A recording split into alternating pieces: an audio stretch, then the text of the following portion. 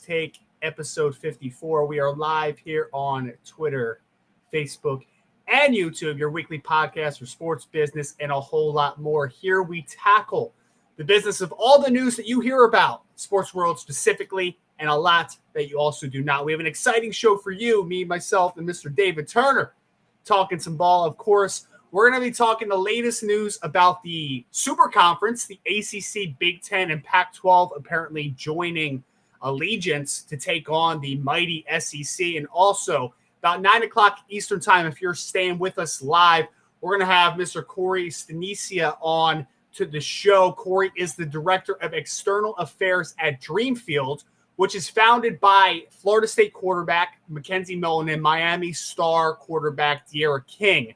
Dreamfield is a marketplace to book athletes for events or marketing campaigns. It is connecting athletes directly to consumers for NIL opportunities. So we want to talk some NIL with Corey. We want to talk about Dreamfield, and we want to talk about the future endeavors of the company. Before we get into all of that, though, are you an athlete looking to make money off of your name, image, or likeness? Whether you're a male or female athlete, there is a lot of opportunity out there for you to monetize your NIL while going to school. While others are approaching you, they have ulterior motives to gain you as a client later in life. Maverick Sports Consulting is offering you a friend in the business to assist you in finding opportunities, guide you to protective deals that are focused to benefit you. It doesn't matter if you're a male or a female athlete, a golfer, a tennis player, football, or basketball player. You could be earning money for your name, image, and likeness right now. Email Maverick Sports Consulting today, and we start working together tomorrow. So, David, perfect intro, man. What a great promo, because that's pretty much the whole second segment of the show. But before we begin, I know we are on our weekly talk, and it's nice to be back in a couple weeks in a row here, my friend. How are you?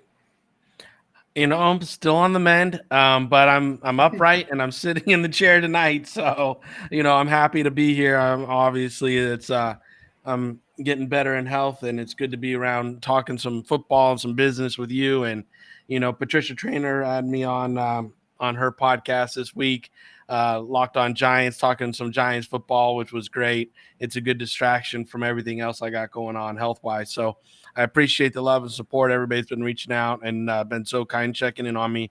But tonight it's all about let's talk some balls, some NIL, and talk about how we can help these young men and women out with making money on their images right now.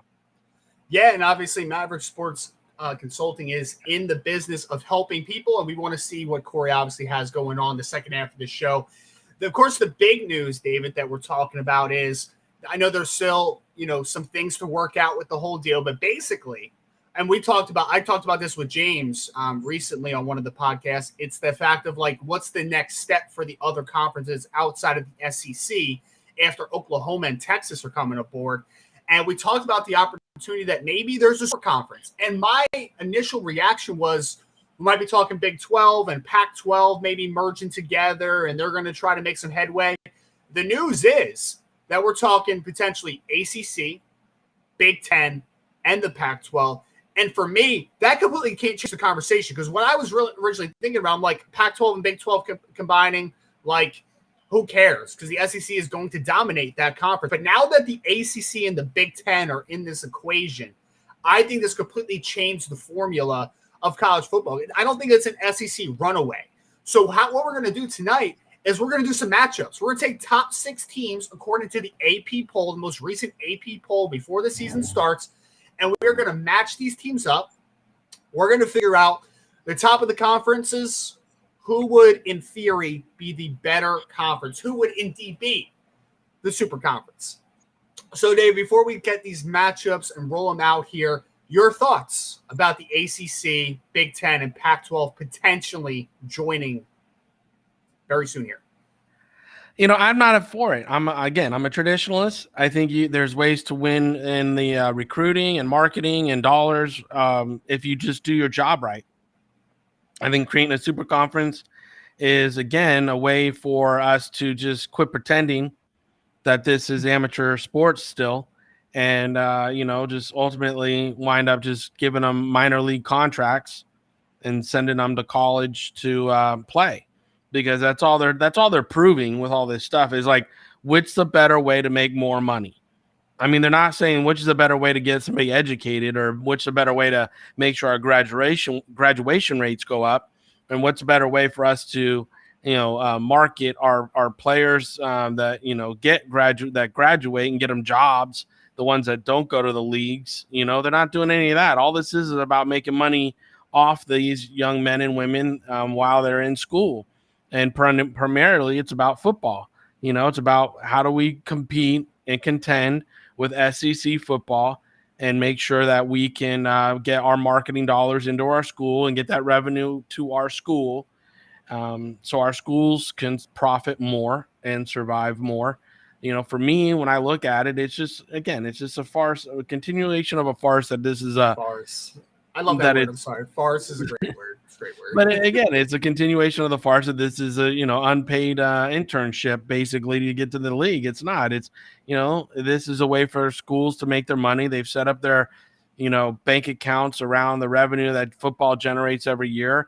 Last year when the when Penn State couldn't play all their games and everything, I know for a fact they took a loan to try to pay their bills because football generates so much money for them each and every year, and that money wasn't going to come in, and they already had to cancel basketball and different programs for ticket sales and things. So now they're like, wow, what are we going to do? Because their profit projections decreased. So they took a loan, for 18 months, I think it was, in order to get through a football season and try to pay back the loan as well as stay afloat on the other stuff. So when I look at this kind of super conference conversation, fans might get excited about the matchups, but that's what they want to distract you with. Here on Mass Sports, we're talking about the business of it. And this is all about business. This is about driving more revenue and shares of the, TV dollars and the viewer dollars to their conferences and to their schools. Well, let's take the new super conference potentially, though, in the conversation, because obviously everything's driven by money. I'm not arguing that. My question is, what is the divide here between the fact that, like, they're trying to make money? We're talking specifically about the super conference. I'm not talking about the SEC for a second, bringing in Oklahoma and Texas. I'm talking about potentially these three conferences merging. What do you think is the divide between making money, but also I feel like this is a mission for them to try to compete, because otherwise those conferences are going to get buried by this SEC conference. Like if you're talking about the Big 12 without Oklahoma, they're going to get buried.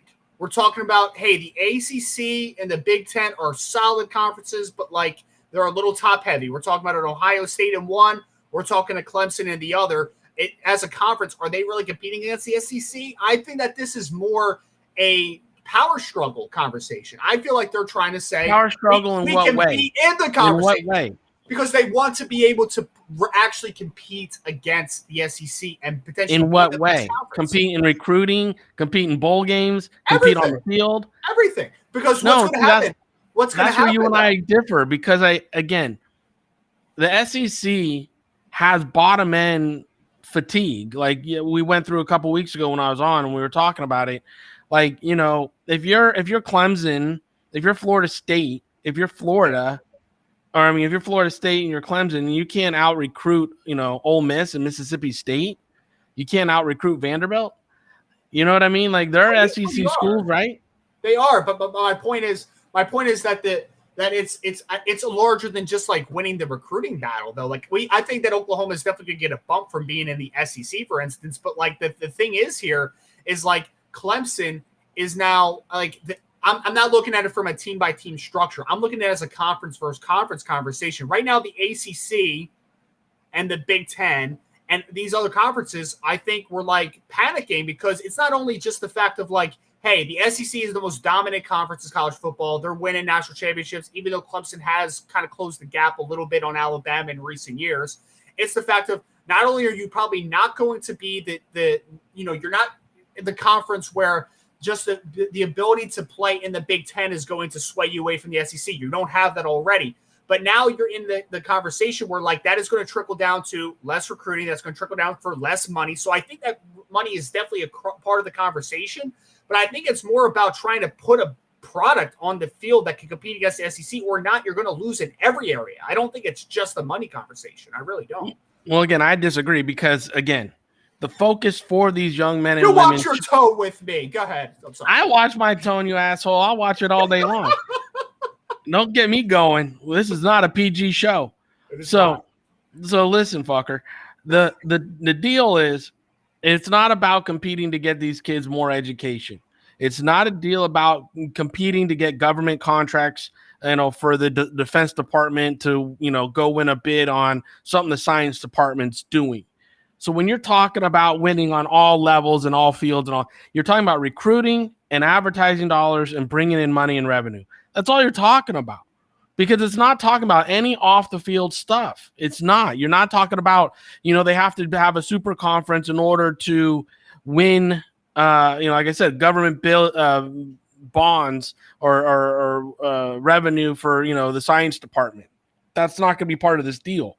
This deal is going to be TV revenue coming in through the sports departments, mainly through the football and basketball matchups, in order to fund the schools and bring in more revenue for each school through these advertising dollars and this TV revenue. That's all you're talking about.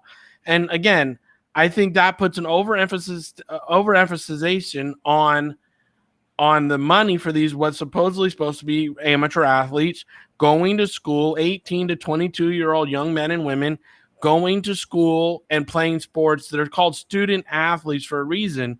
And the more we make these deals, the more we push the money, the more we make super conferences, all for revenue and TV deals, is all we're doing is, like I said, is increasing the farce that it's an amateur sport. It's not.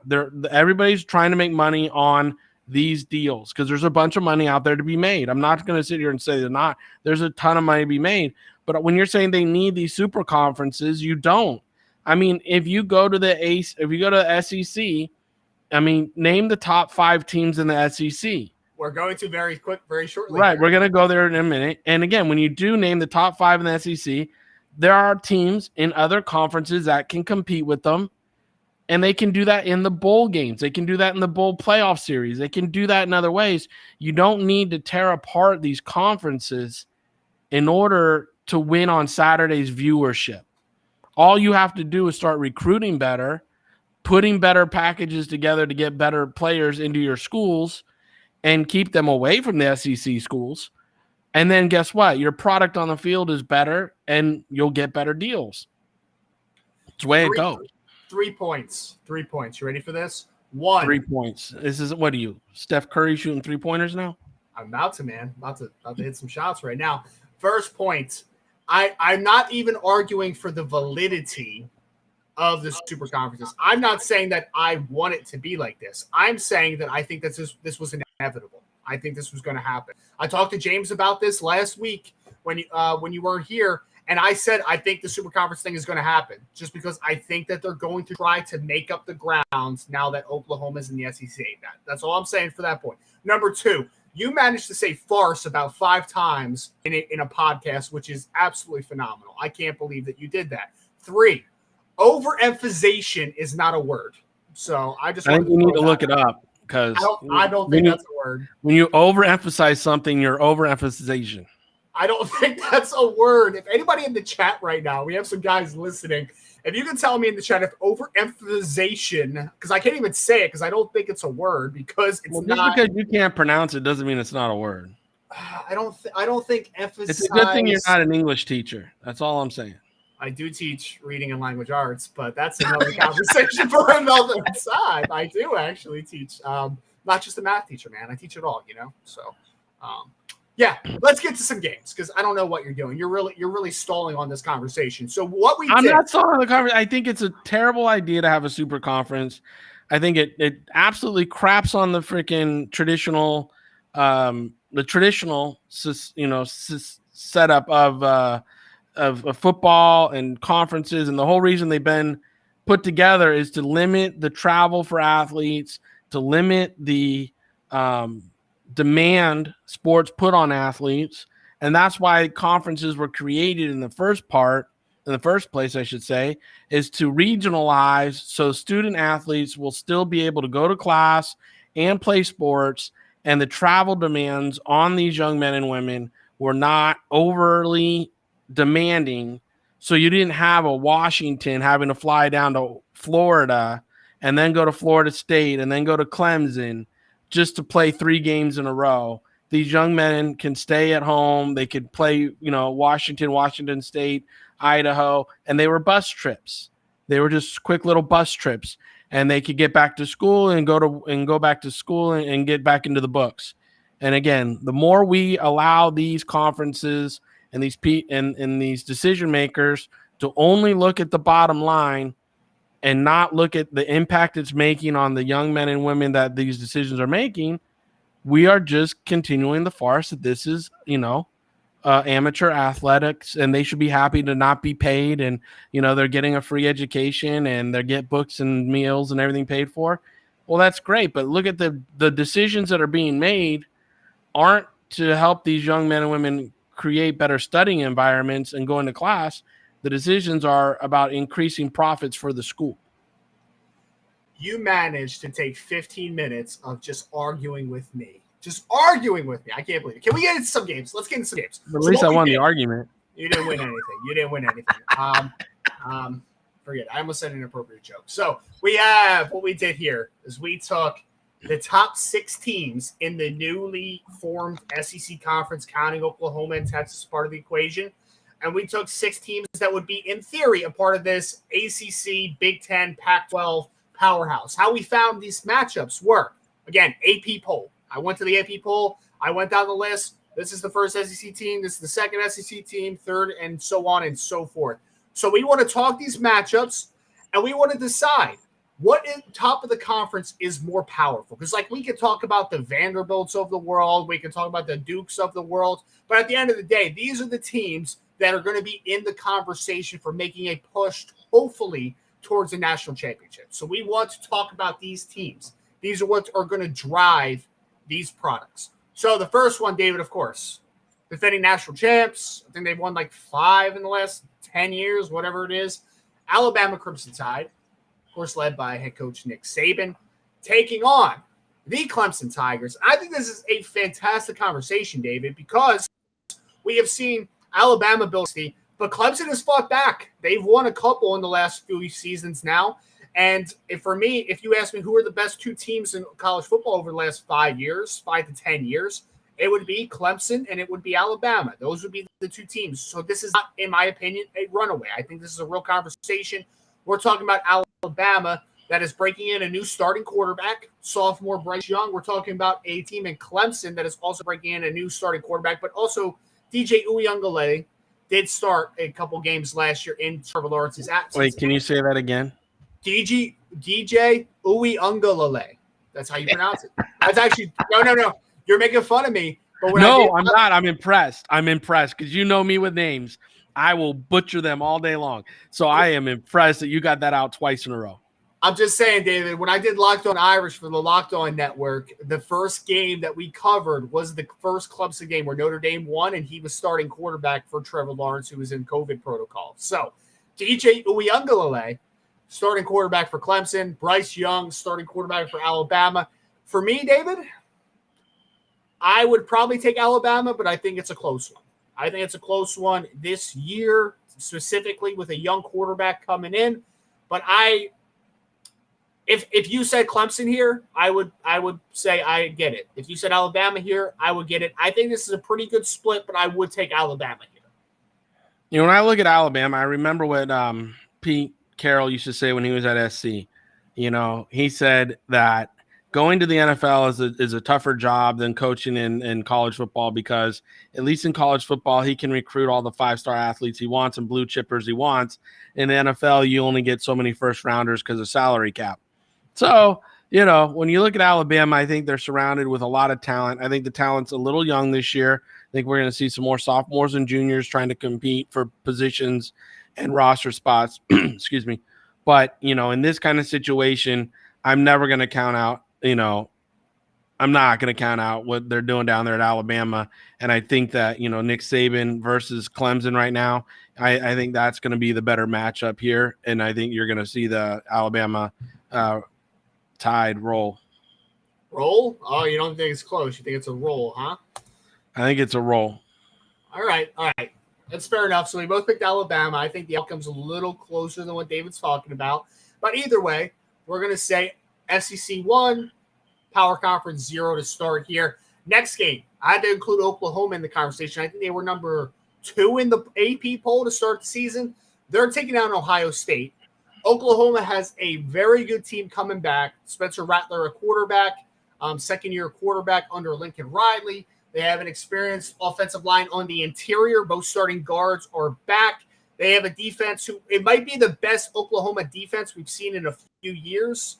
To be honest with you, look, guys like Nick Benito and Isaiah Thomas and a couple nice linebackers. There's dudes all over the Oklahoma defense, which has not been a plentiful harvest for defensive talent over the last few years. So they are getting things turned around in the right direction on the defensive side of the football. They always have that offense. Taking on Ohio State, who is also breaking in a first-year quarterback, C.J. Stroud, who just got announced as the starting quarterback.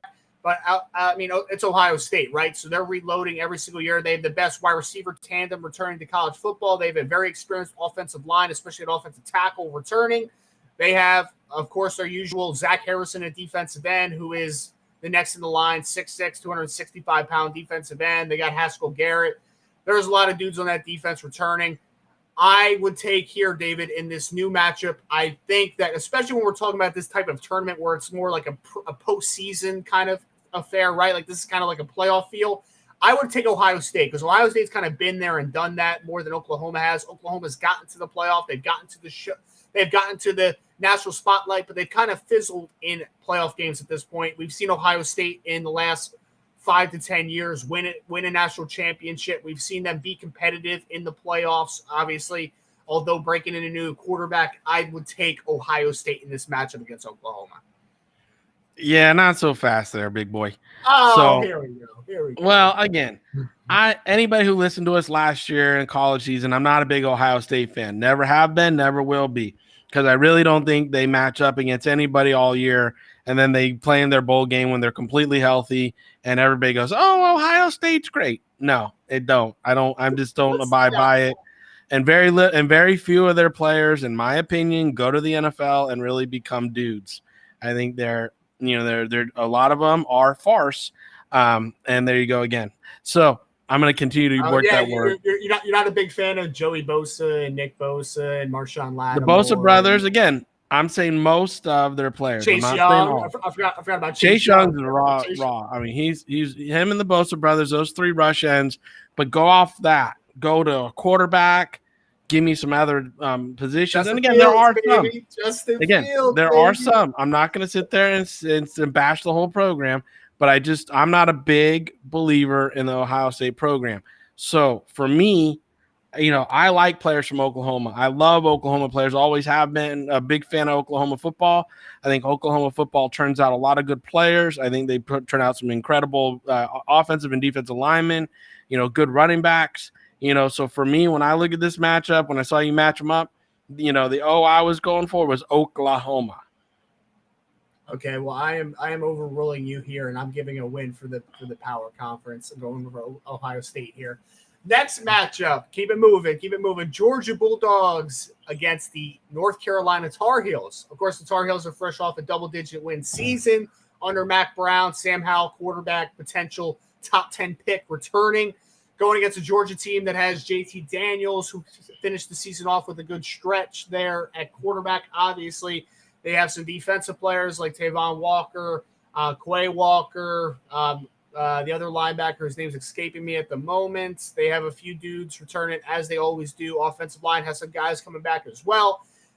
David, I'll let you start here. Georgia, North Carolina. How do you see this matchup going? How about them dogs? Let's go. All right. Let's keep that one easy and moving on. Let's go. Let's get them dogs going. I like what UNSC did last year. They have both running backs. Obviously, enjoyed what they did last year. I don't see the same production this year. They lost the receiver, the running backs to the NFL, and I just don't see those parts at UNC being replaced quickly and easily. Georgia always seems to have a good team, whether they start slow and then build later. They always seem to finish strong, so I'm going with the Dogs. That one's an easy one. I would say that one was, pretty slam dunk. They wouldn't spend too much time on that one because I think that one's kind of a pretty no-brainer. We have Corey Stanesia coming on in a second, Director of External Affairs at Dreamfield. Definitely want to get involved in the conversation, NIL and Dreamfield alike. Want to finish out on these real quick, David. Maybe a little more brief of a conversation here so we get Corey on. Texas A&M, Oregon. This one's interesting because Texas A&M has some dudes returning. Anaya Smith, Isaiah Spiller on offense, Kenyon Green, one of the highest-rated offensive linemen that I have done this summer so far, preliminary reports, moving out to right tackle. They got DeMarvin Leal, who could be a first-round pick on the defensive line. They got a couple defensive ends that are in the Senior Bowl watch list. They got a corner, Miles Jones, who's a talented football player, about 6'4" corner, which is abnormal. You don't see it too often.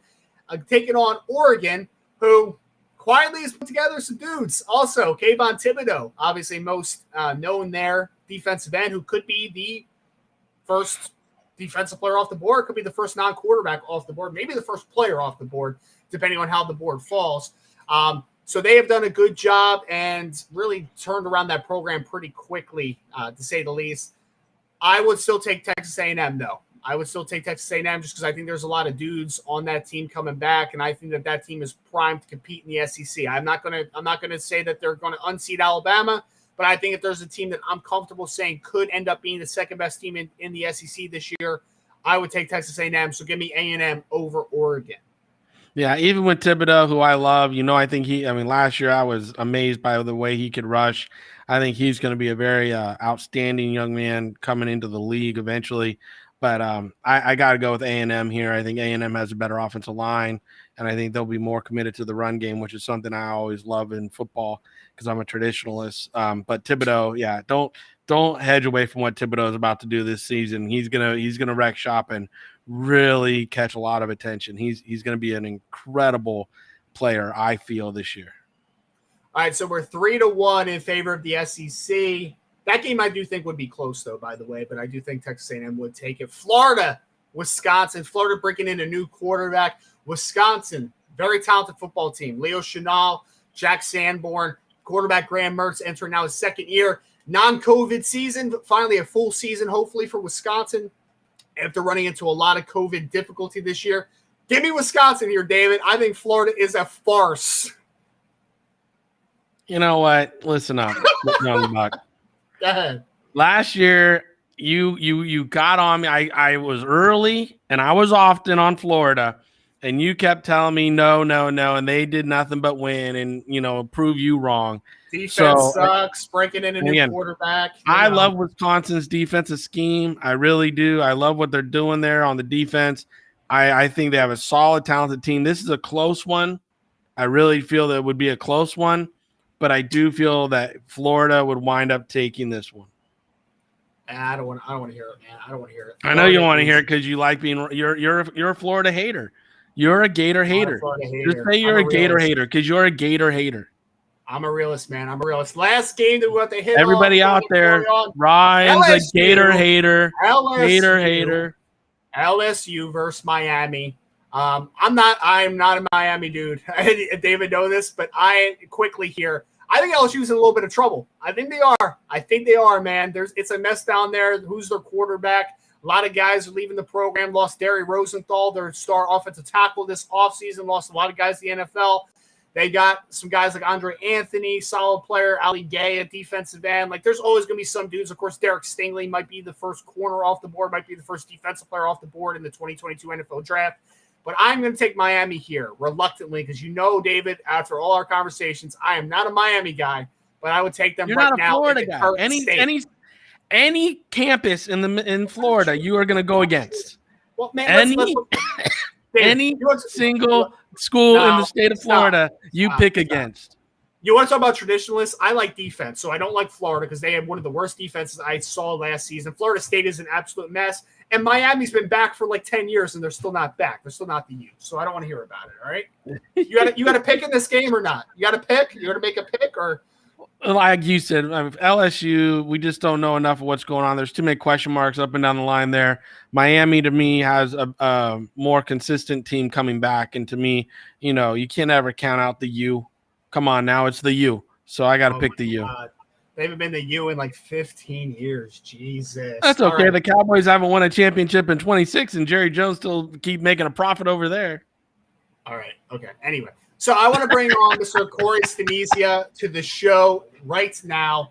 He is the director of external affairs at Dreamfield. Of course, Dreamfield is founded by current Florida State quarterback Mackenzie Milton and Miami quarterback De'Ara King. Dreamfield is a marketplace to book athletes for events or marketing campaigns. It is a connecting athletes directly to consumers for NIL opportunities. Corey, appreciate you coming on, man. How you doing? Absolutely doing well tonight. I appreciate you guys having me. I feel like after that conversation, I got to probably turn my hat around and just represent the state of Florida in every way, shape, or form here. Get him, especially Corey. For my guys Mackenzie and my guy De'Ara down in Miami. I feel like I got to rep it now. Well, I just picked Miami, so I think I'm all right. You picked him reluctantly. You reluctantly picked him. You even said that word. You said, I'm reluctantly picking Miami. All right. Well, can we get to the real conversation here, David? All right. Because you're a Gator hater. Let's just be honest. Okay. I'm going to get you a shirt that says I'm a Gator hater.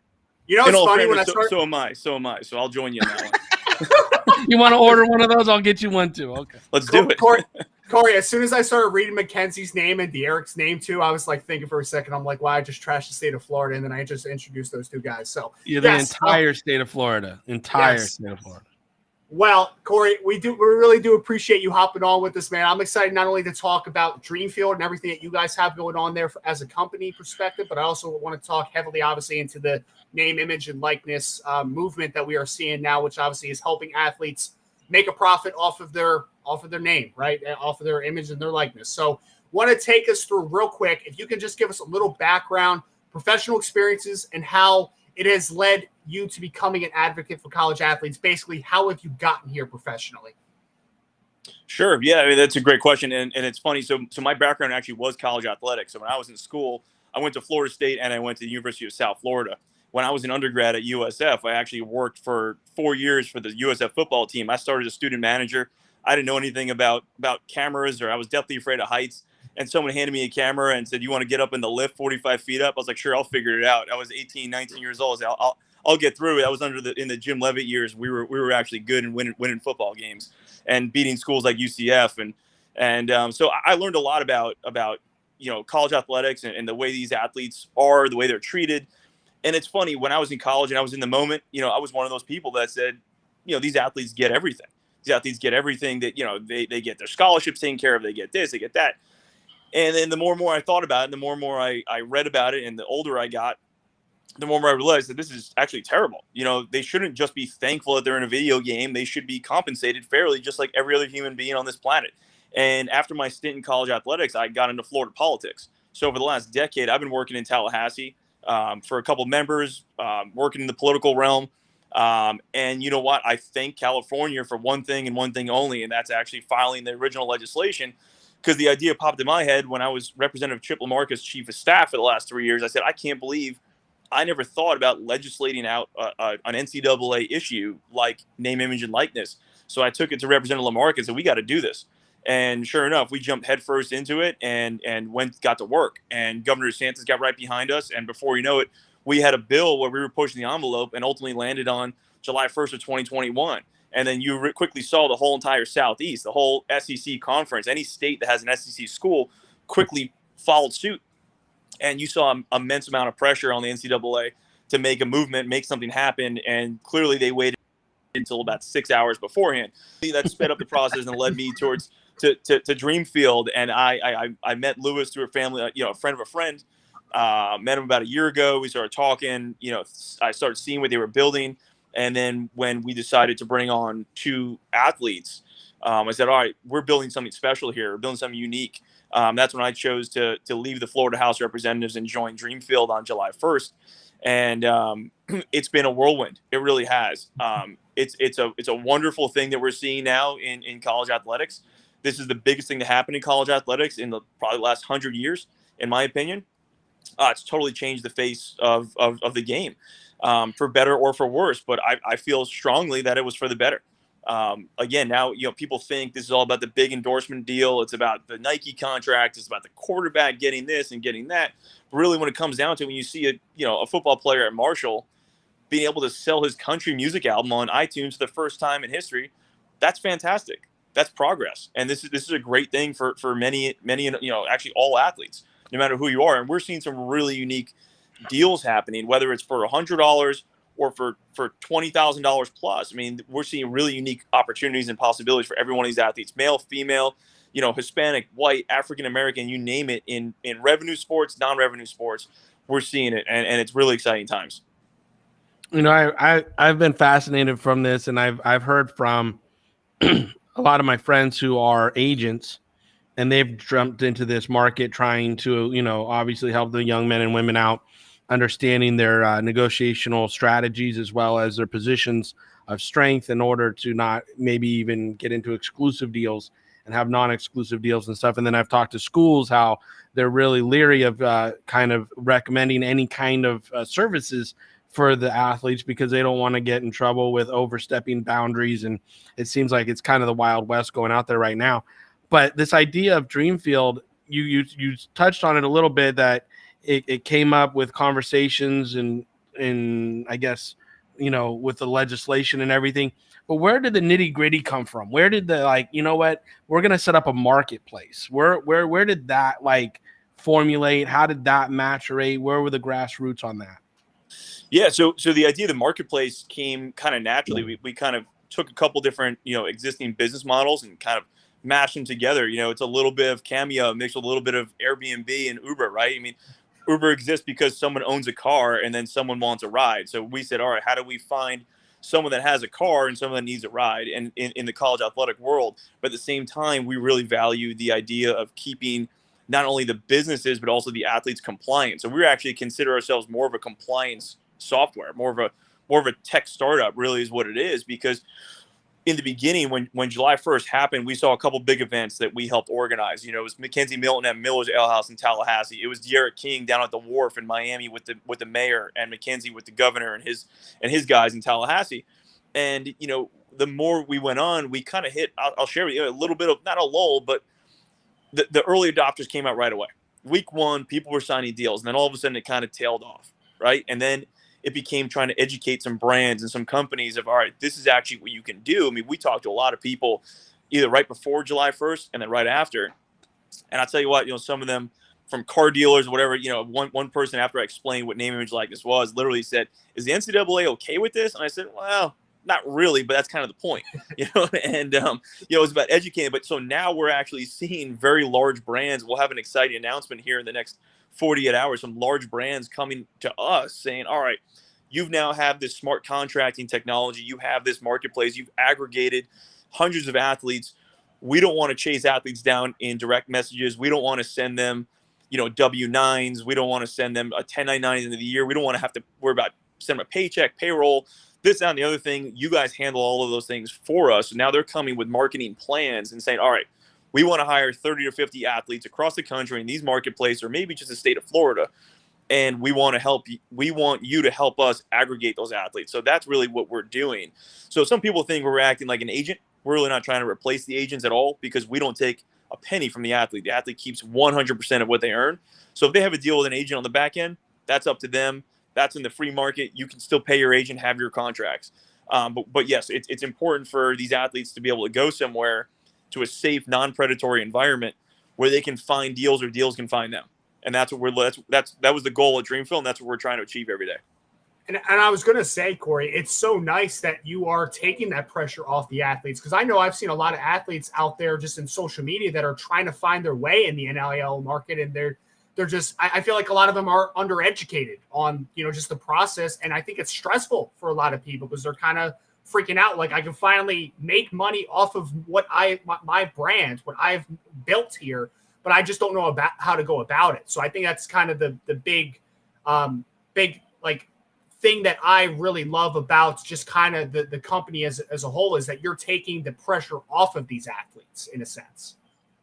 Right. Yeah. Because like you said before, what you alluded to is that, these universities, the more we spoke to universities, when I was on the political side, talking to general counsels, talking to compliance staff, they understand that they can't fully give true guidance and advice. Right? They can give guidance, but they can't really give advice. If you're a general counsel, let's say at Florida State University, and an athlete comes to you and asks a question, you really can't give them a true answer because, I mean, you can be disbarred. It's the unlicensed practice of law at that time because your fiduciary is to the university itself, not to the athlete. For a private, of something that's happening in a third, as a third party.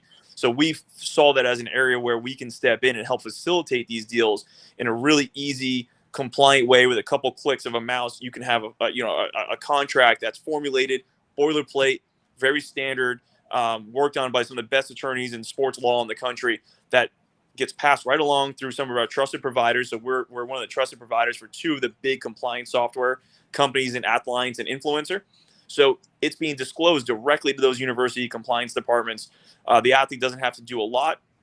The contracts, deals will get approved, sent right back, and then they can go to work and do what they do.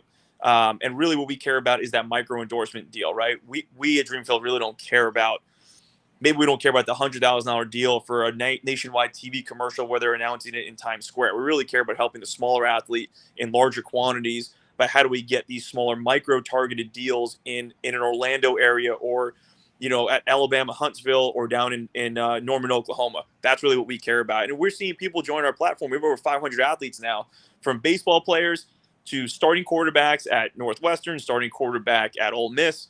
Obviously, we have De'Eric and KZ. But then you also see, we have, Reagan Smith, who's the gymnast at University of Oklahoma. So we're seeing some really unique talent come our way. We have a couple Olympians, one bronze medal winner on the platform now too.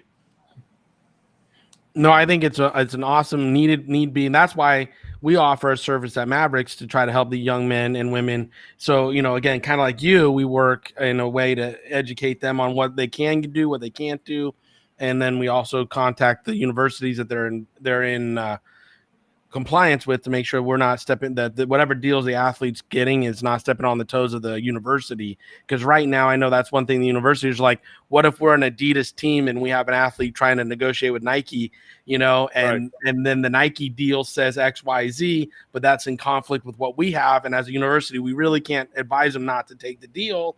But once they have the deal and they try to come on the field in their Nike gym suit or whatever for warmups, we got to tell them they can't do that because it conflicts with our deal. And so, that's one avenue that us at Mavericks, we try to review both sides of the deal so that we can say, hey, if you sign this deal, you're going to have this problem. Why not ask for something else or see if they're good, comfortable with something else to trade this one out so it doesn't conflict with the deal that your university has. Now, how do you see the growth going for the company? I know you were just mentioning the bronze medalists and some of the gymnasts and, different players and positions. But where do you see the growth going in the next, say, 90 days?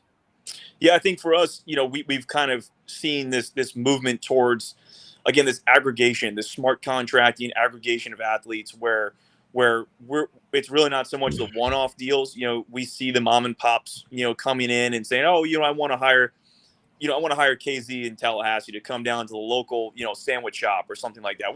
We're seeing some of those, and those are going to exist forever. And we have, the athletes on the platform that you can just, essentially go choose, the time of that athlete, which is technically the inventory. The inventory is the athlete's time that you can buy for a live event, an autograph signing, social media, things like that. But what we're starting to now see is this large scale, how do I hire, 50 really what there really is, it's really influencers. Part of these brands marketing campaigns for influencers are now pivoting and saying, all right, how do I now start activating and engaging with the college athlete across the country where maybe a professional sports organization doesn't exist, and this is the only show in town, like in a Gainesville or Norman, Oklahoma, or in Manhattan, Kansas. We're seeing those kind of deals starting to take place and formulate.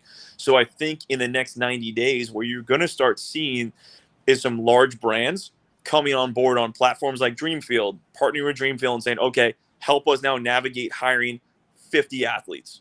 I think that's what you're going to start to see. And that's what we're already dealing with on the back end of trying to formulate, all right, how do we start moving these different pieces and parts?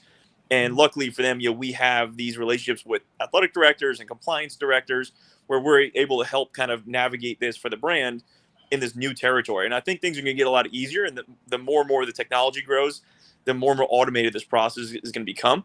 And the more and more compliance directors figure this out, athletic directors figure it out, state laws maybe become more and more clear.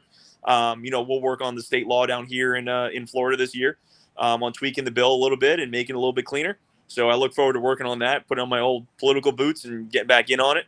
But yeah, I think that's in the next 90 days. I think that's what you're going to see. I think you see large brands finally figure this out and say, okay, our marketing team has digested what NIL is. And now we understand how we can utilize this, and now start engaging with a whole different kind of market in the advertising space. So I think that's going to be the future of it. And again, we're joined here by Corey Stanesia, Director of External Affairs at Dreamfield, talking NIL and everything Dreamfield. Corey, interested, and I wanted to kind of ask this before we get off, because I find it very fascinating, because obviously I know you have the Florida roots. We've kind of gone over a little bit. We've talked about Mackenzie Milton. We've talked about De'Ara King. Obviously, their brands kind of speak for themselves. When you were like taking the idea into tangible, like this is the route that we're going to go, and you were trying to find those athletes partners in this brand and in this launch of a company, how intensive was that, finding the right partners, and what was it about Mackenzie and De'Ara for you that set them apart as the perfect partners for the company?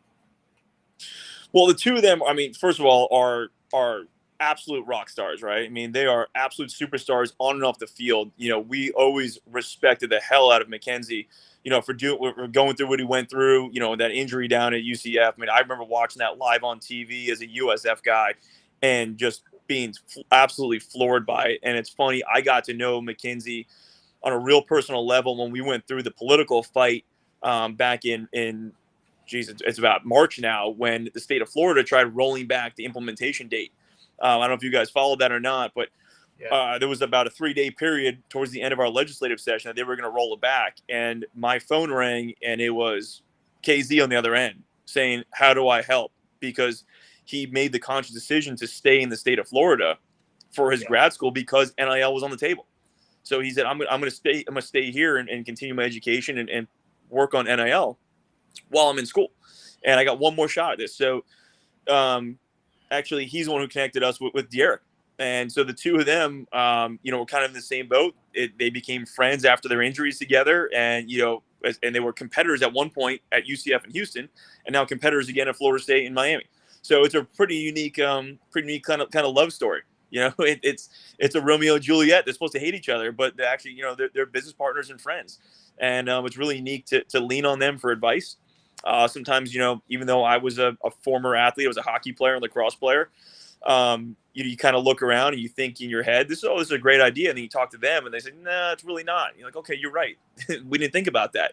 So it's really refreshing to have a different perspective from the athlete, a current athlete, not a former athlete, a current athlete in this landscape, who are treating this like a pure business relationship. And I don't think there's any better businessman out there than Mackenzie Milton and De'Ara King.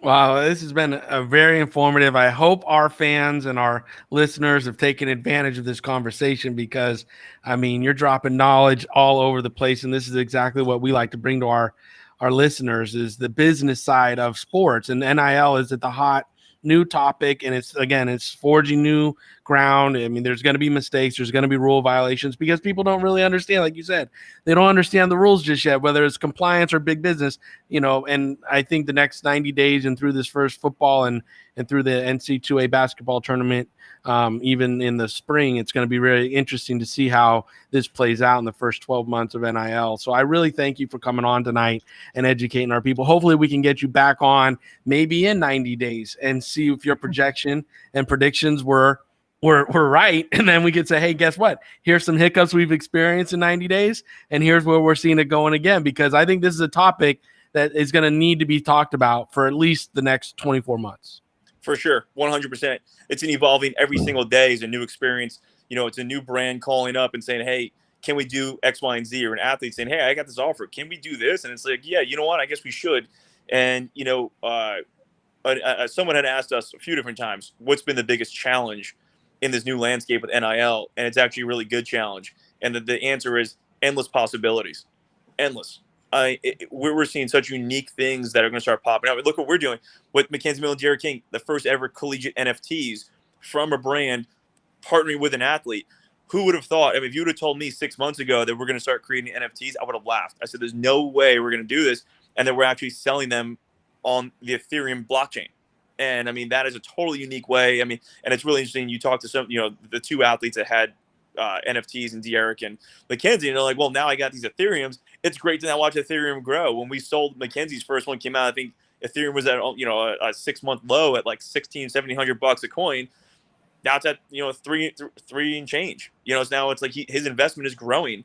And that's something that's unique that we would have never thought of. So these new things are popping up every day. And I look forward to watching it grow from Dreamfield side, but also just in general as a fan of college football, as a fan of college athletics, and just see this new changing landscape. I'm excited to see what the future holds, whether the NCAA makes the rules or we in state legislatures keep pushing the envelope and keep pushing forward. Well, Corey, this was fantastic, man. Yeah, it's really exciting. This was a fantastic interview. Like David said, we'll definitely have to try to get you back on in the future here. Again, Corey Sinisia, Director of External Affairs at Dreamfield. Corey, if you can just drop social media handles for yourself, for Dreamfield, and where everyone can find the great things that Dreamfield is doing. Yeah, come find us at Dreamfield Co. And you can find me at C. Stanicia. It looks like Stan is CIA, like American Dad. So at C. Stanicia, you can find me on Twitter, Instagram. We're always posting new stuff and new content for Dreamfield and all things NIL. And well, if you follow me too, a lot of politics to come with it. So this politics of sports. So it's good stuff. And I look forward to joining you guys here in a few weeks again. Absolutely, man. Thanks, Corey. That's going to be awesome. Talk to you guys later. Have a good night. All right. Have a good one, man. You too. See y'all. All right, man. That was fantastic. Before we kind of do a little recap of our conversation with Corey, I want to ask you, are you looking for coaching on how to tackle interviews or how to prepare for your professional environment after your college career is over? Contact Maverick Sports Consulting to help you be prepared as scouting pulls through your school as you meet with boosters and sponsors to ensure you can see the opportunities in front of you and you're prepared to take advantage of them. Use the same training, this man right here, to my left, the training that has led to careers like Odell Beckham Jr., Todd Gurley, Dante Fowler Jr., Marcus Peter, and many, many more along the way. If you want to invest in your career that has a proven track record of working, contact MaverickSportsConsulting.com today. So, David, I know we kind of abruptly ended our conversation. I think the one thing that we could tell out of the beginning, because I really want to dive into Corey for a few minutes here, because I think it was a fantastic conversation. SEC still wins, but I think that it's still going to be an interesting conversation between the new power conference and the SEC. But I really want to dive into everything that you heard.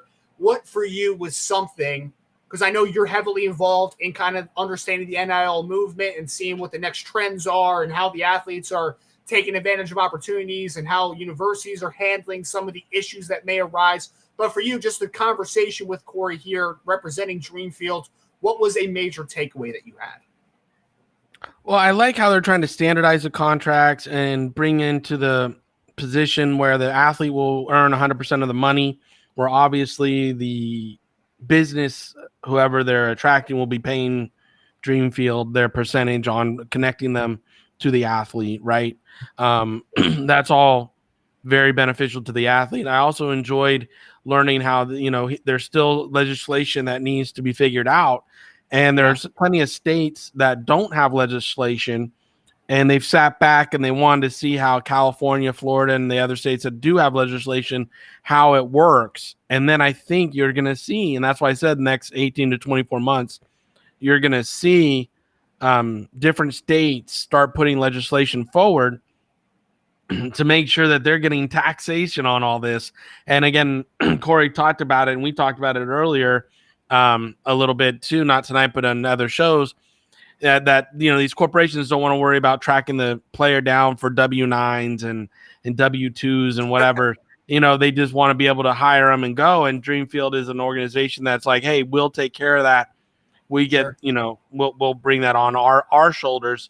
So it's a cleaner, easier way for the companies to go to Dreamfield and then contract out the players. It's really an interesting model in my mind that they're taking on and they're trying to do for the players and all the athletes, I should say. And it's awesome that they're getting some non-football players, obviously, the gold medal or the bronze medalists and, other players and athletes going to Dreamfield to try to capitalize on their NIL. I personally like their model in the sense of they're not so much looking for that $100,000 deal. They're trying to help the Manhattan, Kansases and the, Laramie, Wyoming athletes to capitalize in their, small towns on making a few dollars in a legal way and make sure that these athletes, no matter where they go to school, are taking advantage of these new rules. Like one of our former guests, Dylan Gonzalez. I mean, she would have loved to put her pop album out while she was at UNLV. Like he mentioned, the country album was for that one gentleman. I can't remember what school he went to now, but again, Marshall.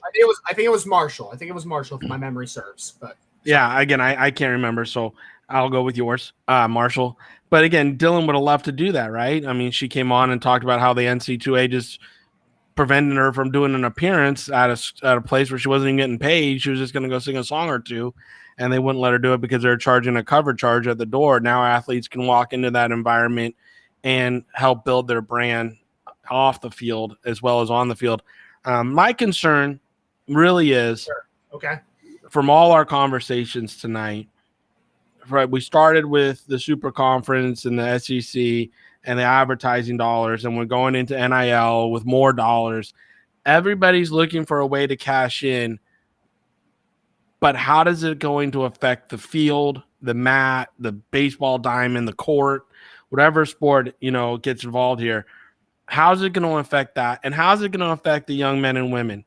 I know when I went to college and I was 19 years old and I was walking onto my first college campus down at UC Santa Barbara, man, I only had to worry about making grades and making friends.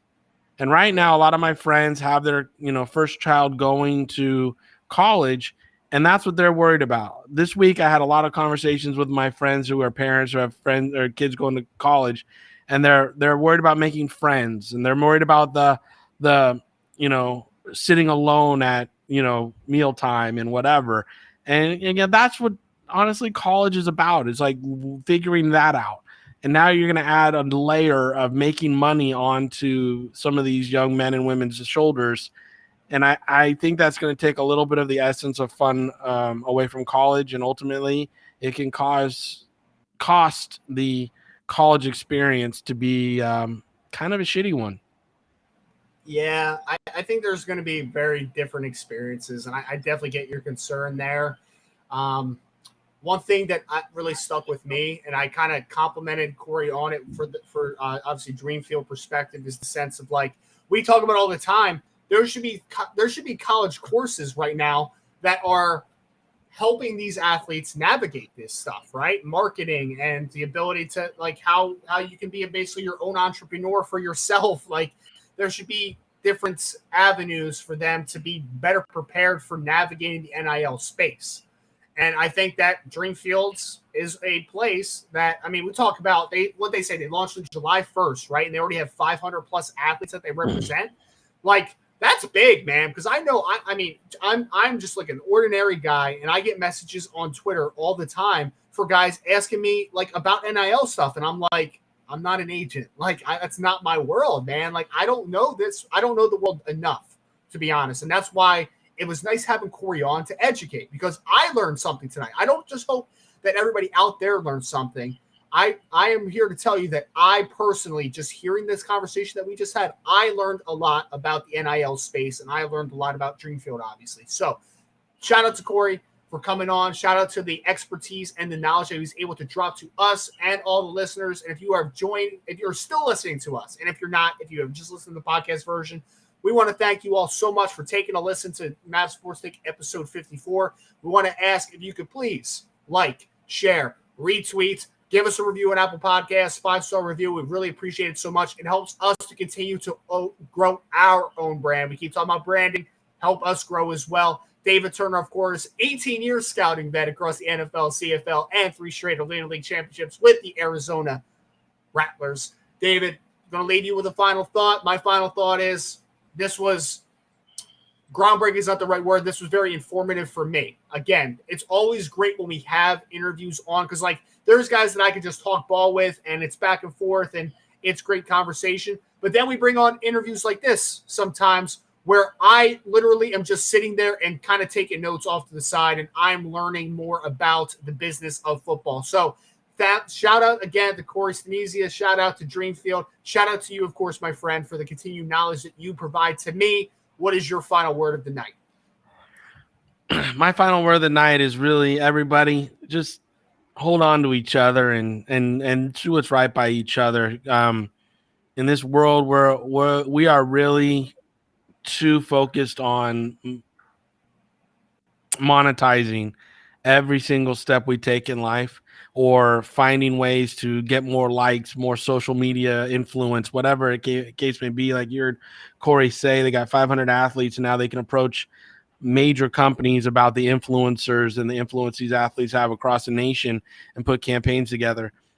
These are young men and women, and I know there's a short period of time for athletes to capitalize on their marketing ability and make money, but never choke out the kid. Never choke out that experience that the child has playing a game in sports. I mean, that's what it's called, playing a game. You know, you get to play a game, you get paid to play a game. You're playing, and whether it's archery or gymnastics or whatever, these are just young men and women that are enjoying something that us old farts don't get to do anymore, and that's play a game. So, let them play, let them have fun. Yeah, you old farts, right? Not me, because I'm not old yet. But shout out again to You're everybody catching out me. there. You're catching me. I don't think I'll ever catch it. That's not how math works exactly. But we'll be back here, same time, same place, 8:30 Eastern time. Mav Sports Take, episode 54, signing off. Hope everybody has a fantastic week. Talk to you.